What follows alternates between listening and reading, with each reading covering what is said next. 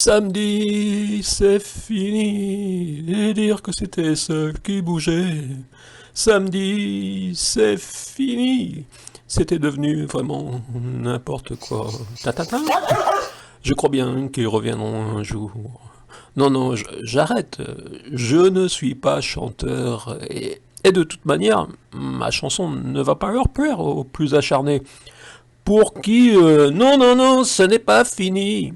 Bon, ça, ce serait sur un air différent.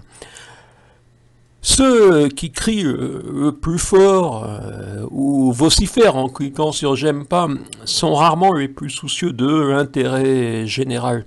Pour Monsieur Pradier, mon député, je précise que cela ne signifie pas l'intérêt des prétendus héritiers du général de Gaulle, ce dont il disait ils aiment trop l'argent, désormais tous sous la bannière Macron, sauf naturellement ceux qui attendent qu'on leur propose un ministère. Et pour caprice et fini des gilets jaunes, n'accusons pas Madame Buzyn, enfin le coronavirus contre lequel ministre de la Santé, elle n'a pas pris les mesures nécessaires en janvier ni février. Ne accusons pas le Covid d'être responsable de cette grippette, comme dirait M. Raoult, ou d'un effuogement du mouvement des Gilets jaunes. Naturellement, les médias traditionnels, les subventionnés du pouvoir, vous savez qu'ils ont eu une belle rallonge, ont su mettre à la une des leaders insipides. Ouais, j'aurais pu utiliser un autre terme, mais insipide, j'ai trouvé que c'était correct. Je ne vais quand même pas reprendre leurs noms et leurs grandes idées. Monsieur Bigard s'en chargera sûrement. Des leaders qu'on aurait pu croire sortis de la CGT ou du Parti communiste, disons, des années 1970.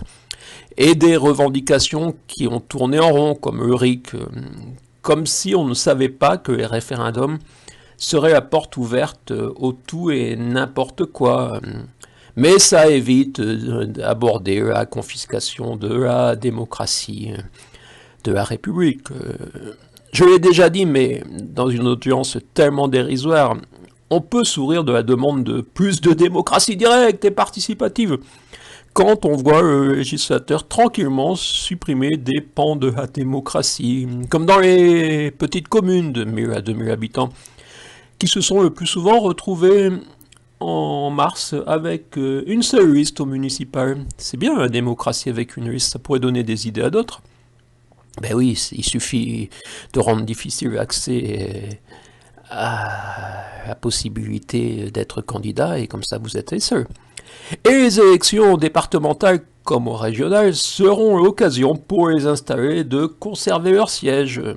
Même les alternances sont devenues un simple jeu de chaises musicales entre personnes qui, de toute manière, appartiennent au cercle des inféodés aux grandes fortunes.